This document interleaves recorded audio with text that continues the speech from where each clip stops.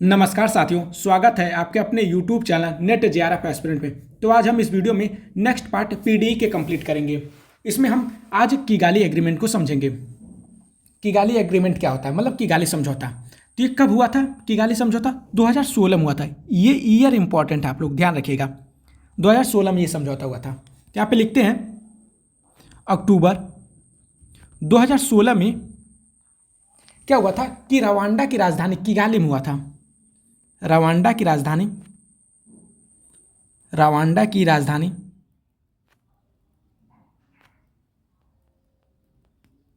Kigali में हुआ था।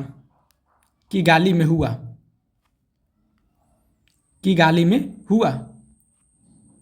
ये चीज आप लोग ध्यान रखिएगा। पहला पॉइंट है यहाँ पे 1 जनवरी 2019 को ये लागू किया गया। 1 जनवरी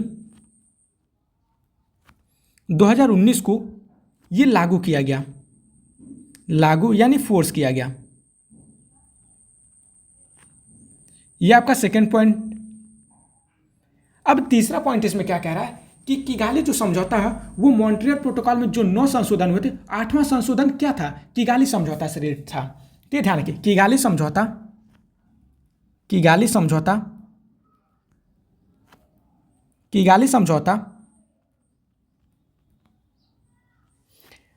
क्या हुआ था कि किगाली समझौता मॉन्ट्रियल प्रोटोकॉल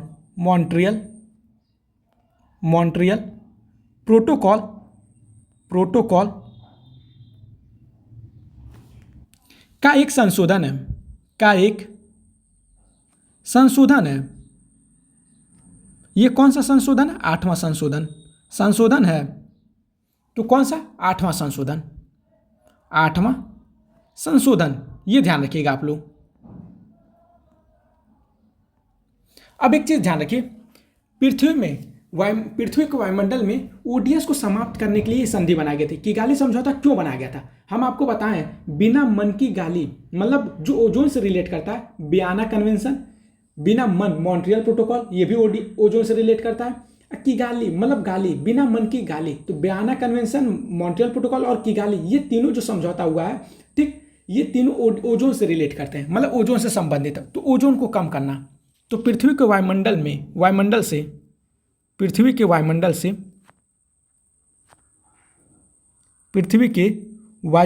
से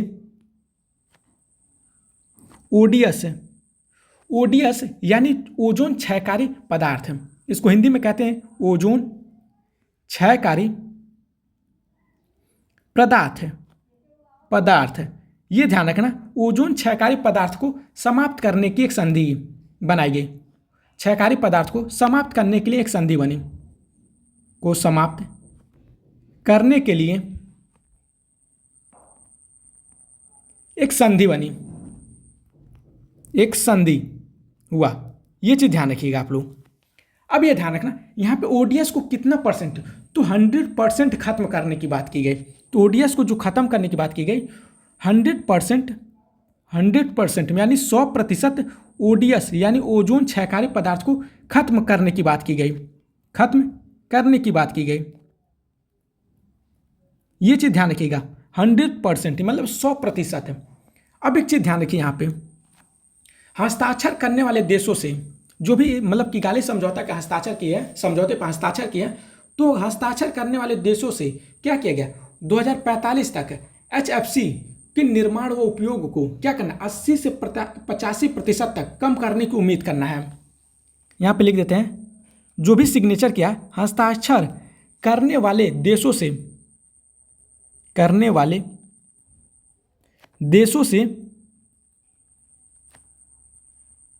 2045 तक क्या करना है?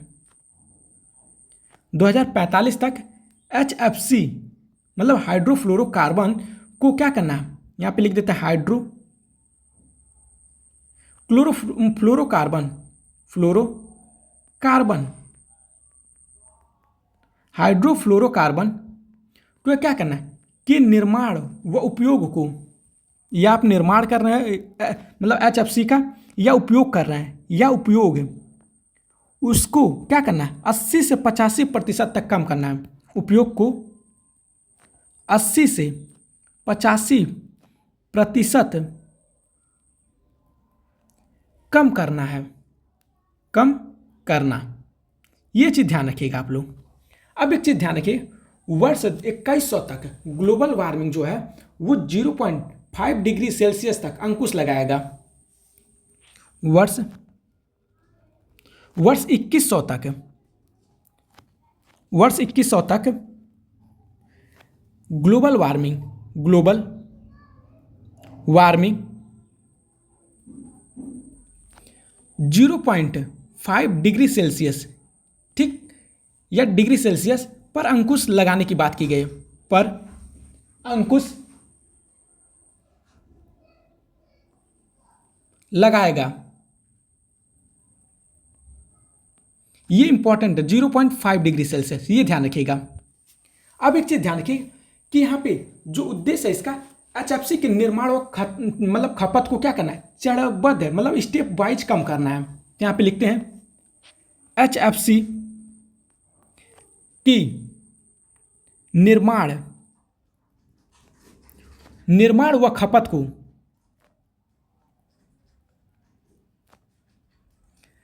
चरणबद्ध कम करना, चरणबद्ध रूप से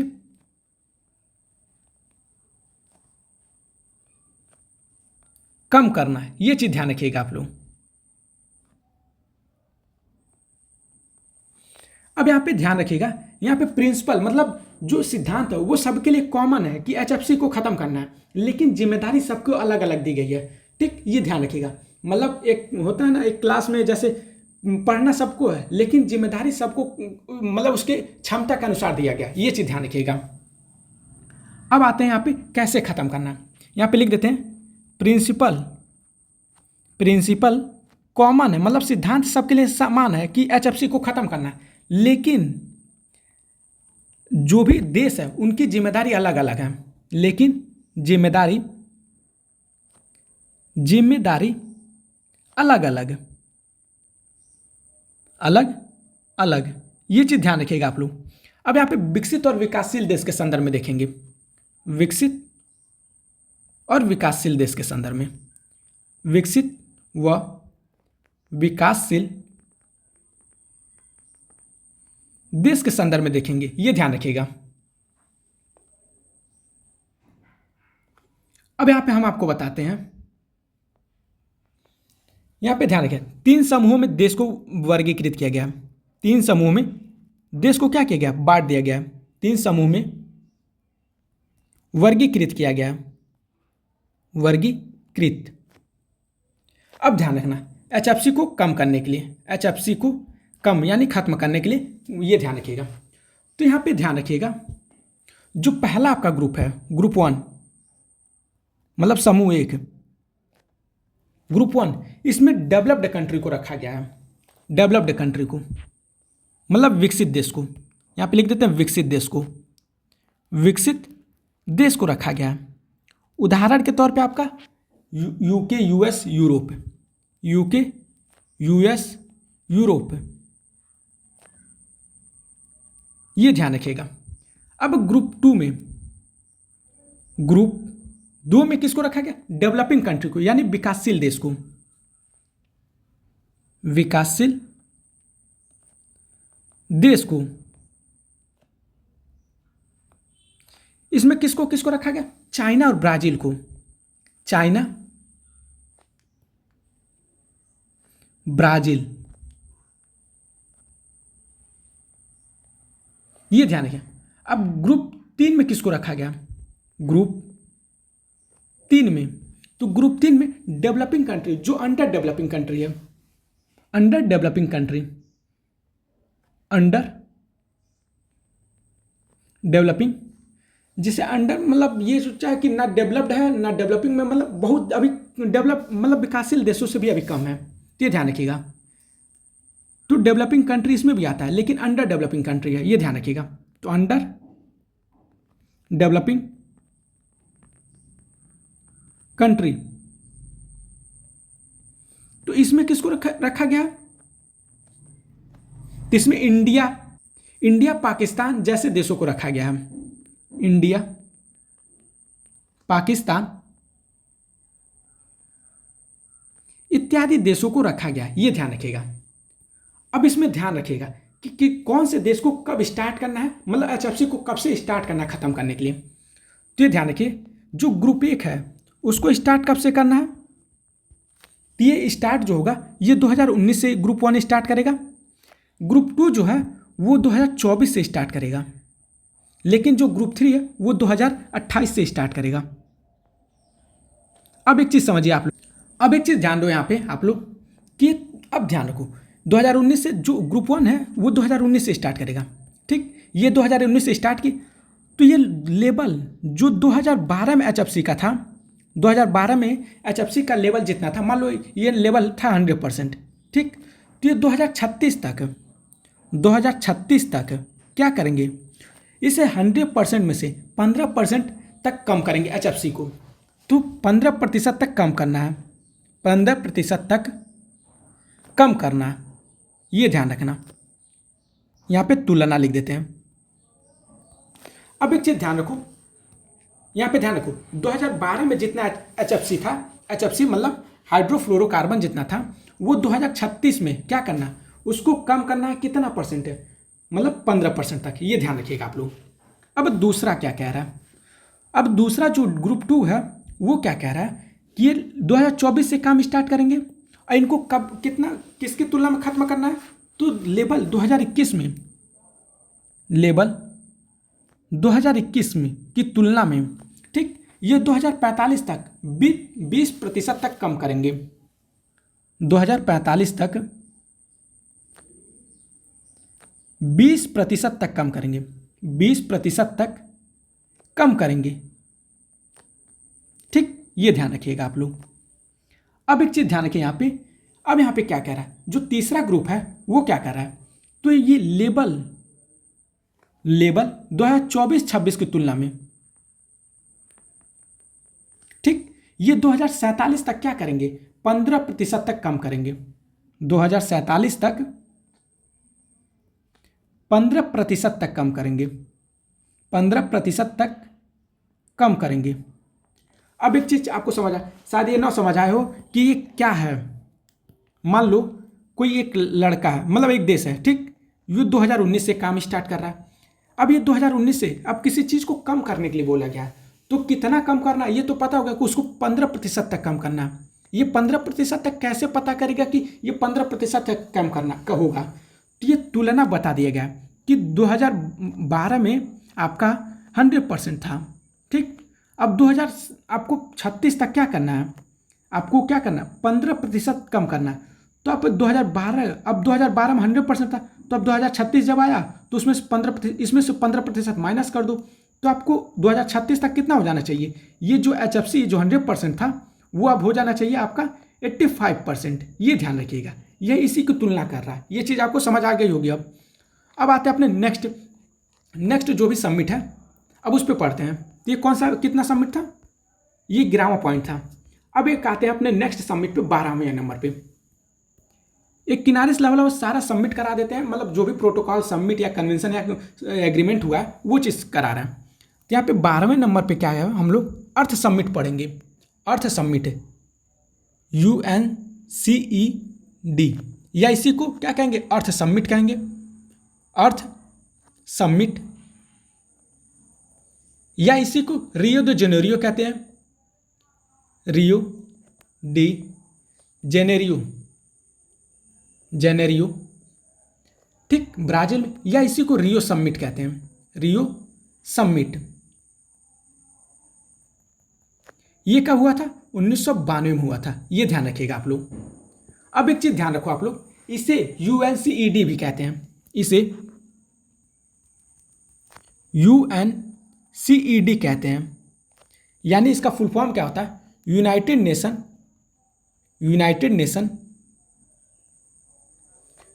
nation conference on environmental and development, conference on environment and development है, environment and development. Full form जब भी आप याद करिएगा इंग्लिश में ही याद करिएगा। अब एक पॉइंट और समझिए इसमें, अर्थ समिट ने क्या किया, पर्यावरण विकास के प्रति जन जागरूकता बढ़ाने में सफल रहा। अर्थ सम्मेलन यानी पृथ्वी दिवस, मतलब पृथ्वी जो समझौता हुआ है, ठीक, यहाँ पे अर्थ समिट,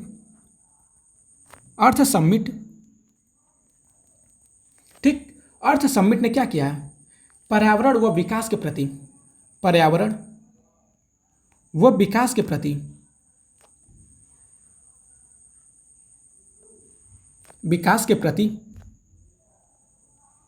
क्या किया है, जन जागरूकता बढ़ाने में सफल रहा है।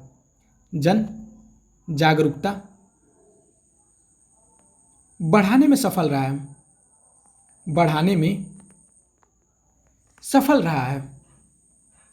सफल रहा, ये चीज ध्यान रखिएगा आप लोग। अब ब्रटलैंड आयोग की जो रिपोर्ट के परिणाम स्वरूप क्या हुआ, 1992 में लैंडमार्क समिट हुआ। अब एक चीज ध्यान रखिए, ब्रटलैंड आयोग जो था, ब्रटलैंड आयोग की रिपोर्ट के परिणाम स्वरूप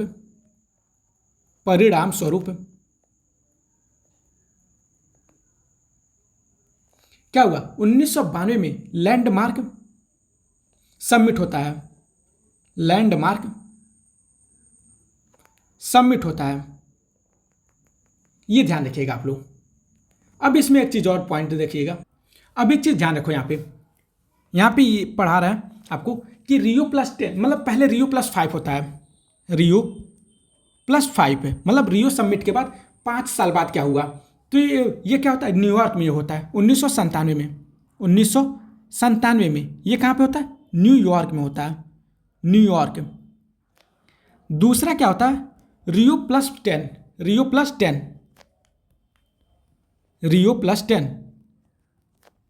मतलब रियो समिट के बाद 10 साल बाद क्या होता है, 2002 में क्या होता है कि जोहान्सबर्ग में क्या होता है, दक्षिण अफ्रीका में WSSD जिसे कहते हैं वो मतलब समिट होता है, Rio+10 समिट होता है। तो कहाँ पे होता है, जोहान्सबर्ग दक्षिण अफ्रीका में होता है। ये कहाँ पे, तो जोहान्सबर्ग साउथ अफ्रीका में होता है, मतलब दक्षिण अफ्रीका में। अब इसे और क्या कहते हैं, तो WSSD कहते हैं, WSSD। इसका फुल फॉर्म आप ध्यान रखिएगा, world summit on sustainable development, world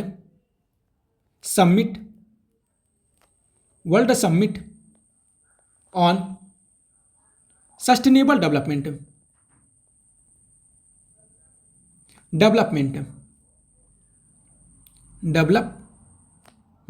ये ध्यान रखिएगा आप लोग। अब एक और होता है समिट Rio+20 होता है, Rio+20। ये कहाँ, मतलब ये कब होता है, तो ध्यान रखिए, रियो के 20 साल बाद ये जो होता है, ये 2012 में होता है। अब ध्यान रखिए, 1992 फिर 2002, 10 साल हो गया, 2002 के 10 साल बाद 2012 होता है, ये चीज़ ध्यान रखिए। तो रियो के 20 साल बाद तो 2012 में ये समिट होता है। इसे क्या कहते हैं, UNCSD। इसका फुल फॉर्म क्या है, तो United nation conference on sustainable development, United nation conference on sustainable development,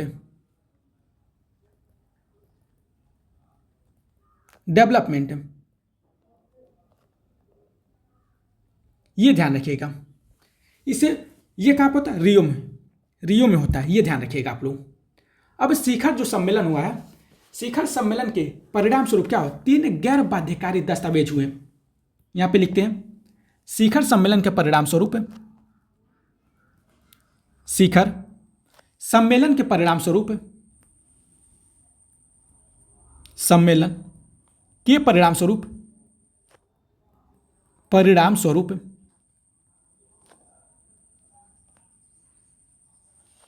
3 गैर बाध्यकारी दस्तावेज हुए। 3 गैर बाध्यकारी, मतलब ये आपको बाध्य नहीं है कि हम मानना ही मानना, तो 3 गैर बाध्यकारी दस्तावेज भी हुए, दस्तावेज में भी हुए। ये ध्यान रखिएगा आप लोग। अब इसमें कौन कौन सा होता है? तो पहला आपका पर्यावरण और विकास पर रियो घोषणा, पर्यावरण व विकास पे, पर्यावरण व विकास पे रियो घोषणा, रियो घोषणा होता है। दूसरा आपका है एजेंडा 21 आता है यहाँ पे, एजेंडा 21, एजेंडा 21 ये 21वीं मतलब ये 21 जो 21 है आपका 21 है, ये 21वीं शताब्दी को दर्शाता है। अब तीसरा आपका कौन सा है? वन सिद्धांत, वन सिद्धांत।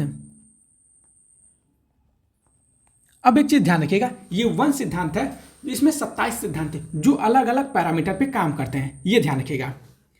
अब जो एजेंडा 21 है उसको समझते हैं यहाँ पे। एजेंडा, एजेंडा 21, अब इसको समझो, ये क्या है? नॉन बाइंडिंग एक्शन प्लान है। यहाँ पे लिखा है ना गैर बाध्यकारी, तो ये तीनों बाध्यकारी मतलब गैर बाध्यकारी हैं, ये ध्यान रखिएगा। तो यहाँ पे लिखते हैं एजेंडा 21, ये क्या है? Non binding action plan, non binding, non binding action plan, action plan यानी गैर बाध्यकारी, गैर बाध्यकारी कार्य है, गैर बाध्यकारी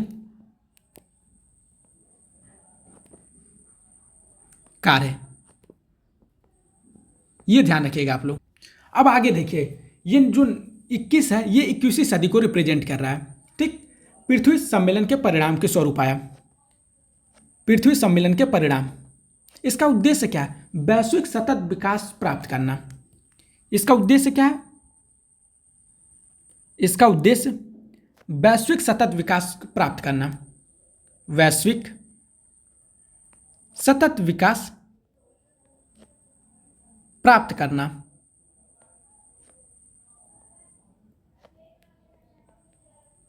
ठीक। अब आते हैं 2015 से सतत विकास लक्ष्यों को एजेंडा 2030 में शामिल किया गया। 2015 से सतत विकास लक्ष्यों को, सतत विकास लक्ष्यों को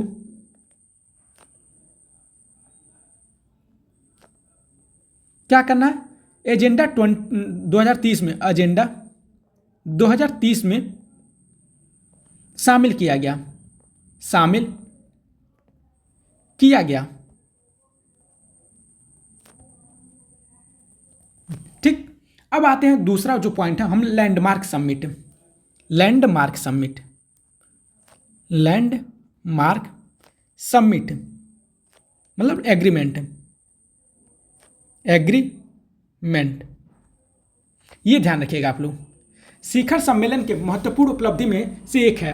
अब एक चीज ध्यान रखिएगा यहाँ पे, लैंडमार्क एग्रीमेंट में शिखर सम्मेलन के महत्वपूर्ण उपलब्धि में एक है। तो शिखर सम्मेलन, शिखर सम्मेलन की महत्वपूर्ण उपलब्धि, महत्वपूर्ण उपलब्धि, ठीक।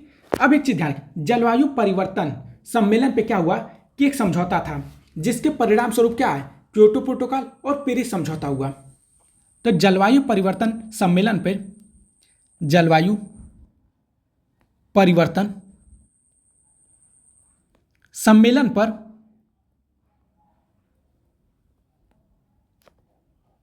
एक समझौता था, एक समझौता था,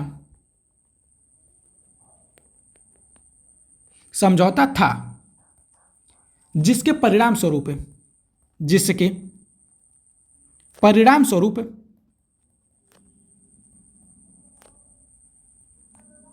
जिसके परिणाम स्वरूप क्या हुआ? क्योटो प्रोटोकॉल और पेरिस समझौता हुआ। क्योटो प्रोटोकॉल, यहाँ पे क्योटो प्रोटोकॉल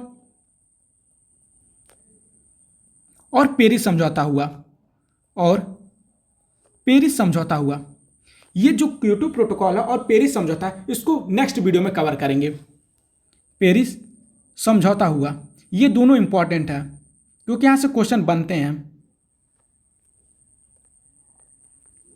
अब ध्यान रखो आप लोग, अब इसमें क्या हुआ, कानूनी रूप से 3 बाध्यकारी समझौते पर हस्ताक्षर किया गया। कानूनी रूप से बाध्यकारी समझौता हस्ताक्षर के लिए खोले गए। बाध्यकारी समझौता ये आपको मानना ही मानना है। बाध्यकारी मतलब समझौता हस्ताक्षर के लिए खोले गए। हस्ताक्षर के लिए खोले गए। ये कौन कौन से थे? तो पहला आपका CBD, convention on biological diversity, convention on biological diversity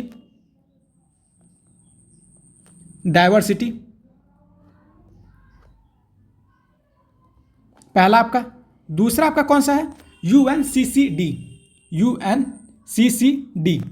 तो इसका full form united nation convention to combat desertification. United nation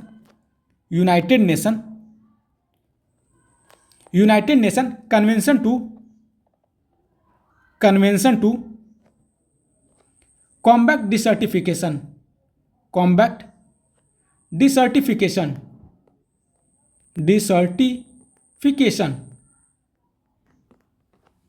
ये ध्यान रखना। जो तीसरा आपका है UNF triple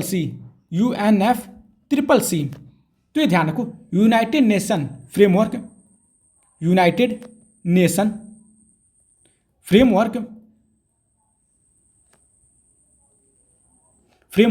convention on climate change.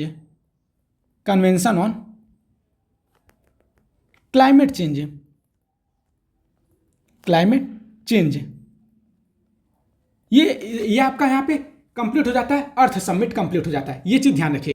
इसके बाद हम यूएनएफ ट्रिपल सी को कंप्लीट कराएंगे, फिर यूएनसीसी को मतलब यूएनसीसीईडी को कंप्लीट कराएंगे, मतलब यूएनसीसीडी को कंप्लीट कराएंगे।